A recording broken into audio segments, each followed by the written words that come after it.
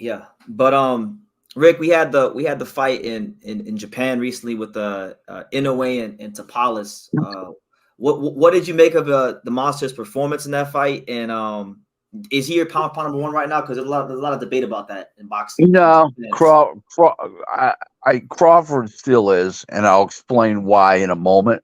Okay. But I think the guy's a great fighter, all-time great, 15, 18, 22 pounder, no question about it. Just a great fighter. I mean, he's blowing guys out of there like Wilfredo Gomez blew guys out of there back when he was a 22-pound champ back in the 70s. I mean, just blowing guys right out. The reason why I have Crawford number one is you can't blame the fighter for only fighting once a year under the circumstances of the current market conditions. Depends on who your promoter is. It depends how popular you are. And he carries the whole country. Okay. Crawford can carry Omaha, but the other guys won't fight in Omaha. So it's not a fair comparison. But as a fighter, the biggest win of the year by any fighter was Crawford blowing out Spence and doing it dramatically. And dynamically, may I add. Okay. And he changed he took a whole subculture of fans and fucked them up mentally, where they're not even going. A lot of them owe thousands on the internet to people. They stiff people on bets. A lot of them dropped their YouTube channels. A lot of them, they were in hiding for 3 months. He put people out of business. Right. Yeah. Right. Basically. And I just think that was so big. And I'm going to tell you what also he did. And I want you to think about this. Wilder gets wiped out twice by Fury. Lost the first fight, but they called it a draw. But you wiped out in the last two, face planted. Fulton goes over there, gets destroyed. Mm-hmm. The Palace is a PBC fighter, okay, not a Heyman fighter, but a PBC. Sean Gibbons. Yeah, Sean Gibbons, right? That's a situation where another one, and now Spence gets wiped out. They're all getting wiped out. Charlo bitches up against Canelo. Didn't even go for it. Never tried.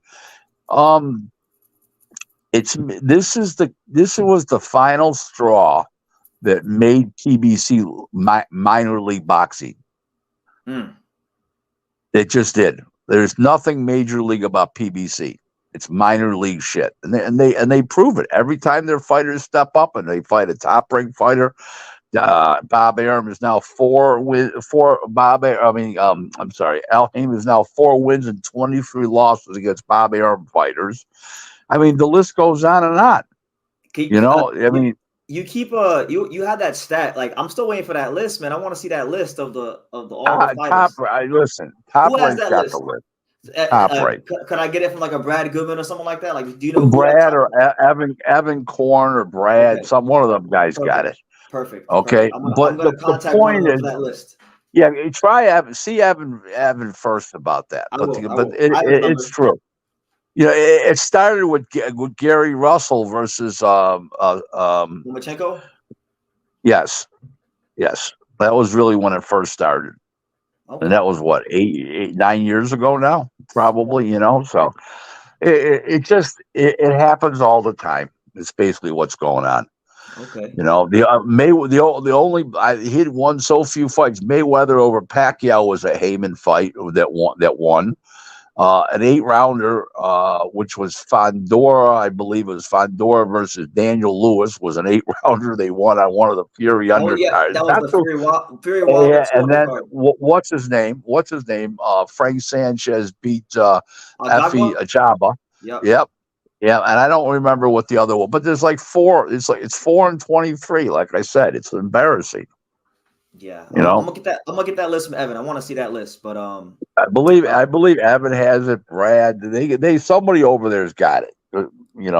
So okay, fire away.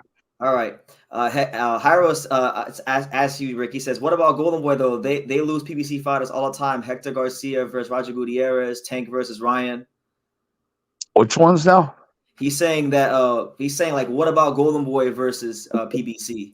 Because they had was it Hector Garcia versus was it Roger Gutierrez? Yeah, they're 50-50. That's more competitive. Yeah. Oh yeah. Yeah. Absolutely. And then we got a question from the boxing scholar, Rick. He wants to know from you. He says, "Why isn't Rick the main guy in boxing since he's so brilliant and predicting pay-per-view numbers before the fight happens?" What happened? What is he saying? He said, "Why isn't Rick the main guy in boxing since he's so brilliant in predicting pay-per-view numbers before the fights happen?" People pay me for my services. I'm happy that they do. You know. Hold on, my wife's calling me. What is it, Dal? Dal? What? I can't see you. It's dark. Hold on. All right. I can't see you. Okay. Anyways, yeah. I mean, you know, everybody pays him for his services. I'm happy for that. I don't have to be the main anything. You know, pay me. I got 48 clients. I'm happy with that. Got you. You know? You're gonna be in Vegas this weekend for the Vergil Ortiz fight. I wanted to pick your, like, first of all, did you book like did you have any part in making the fight like happen, or like maybe getting the opponent?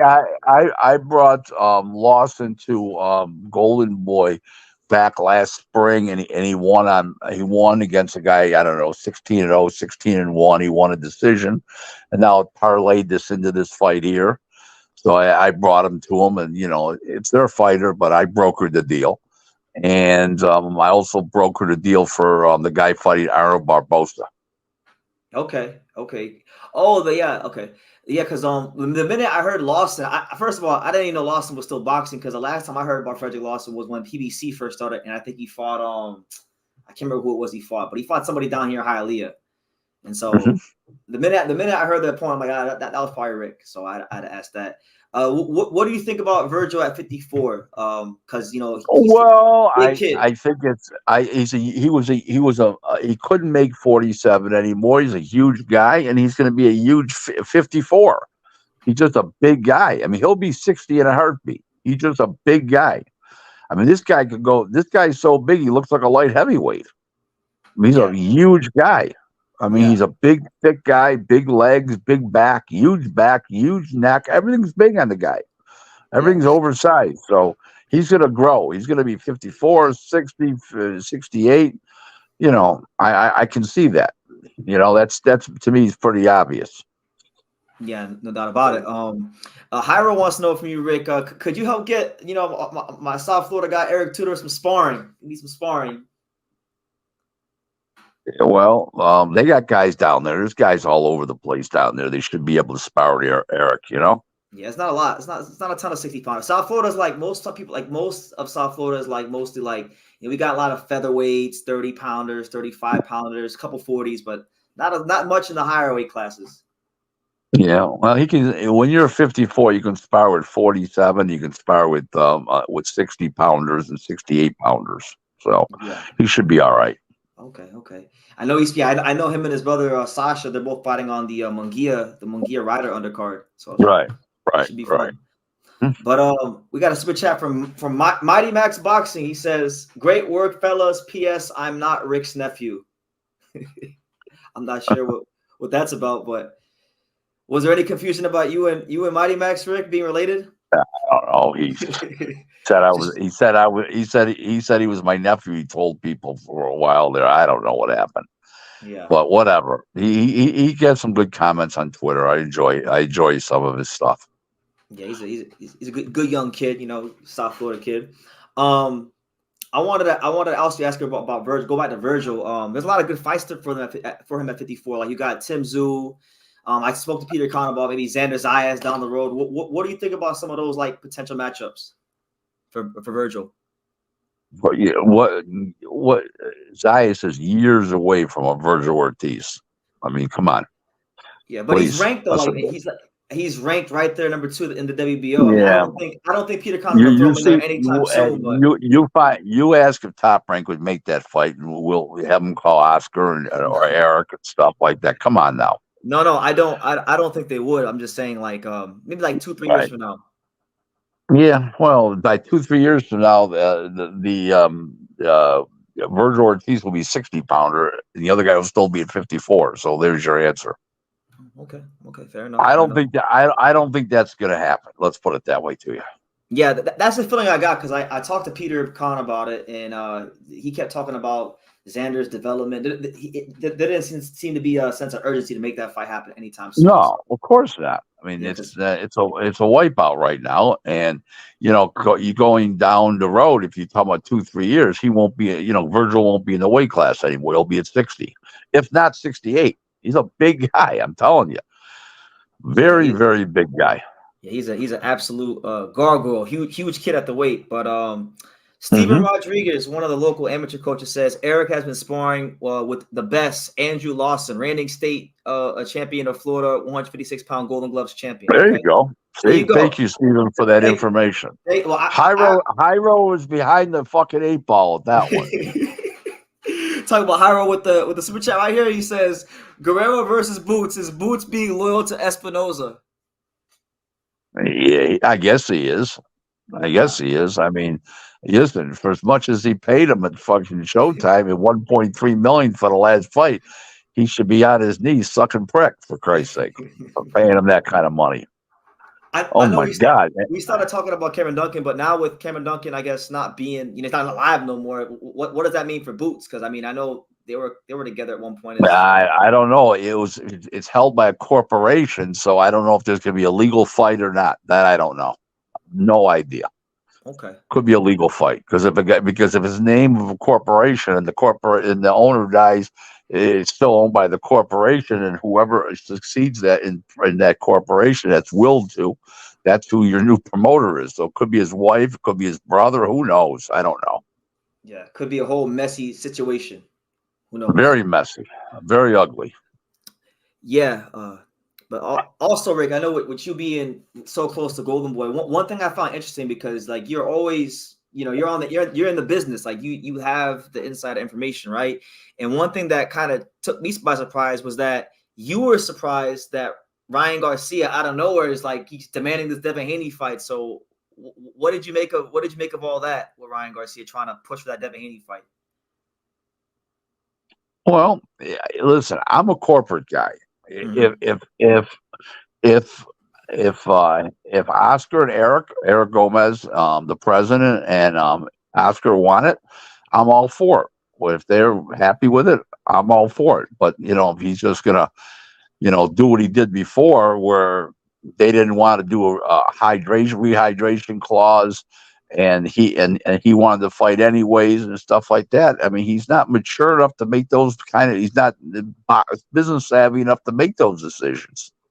So he needs to put that in Eric and Oscar's hands. They've been there, done that. Don't forget, Eric's not a Johnny-come-lately. He was around Oscar since he was an amateur, and he was his go-to guy all these years. So he didn't just pop on the scene, 7-8 years ago. It didn't work like that. 9 years, it'd be 10 years ago now.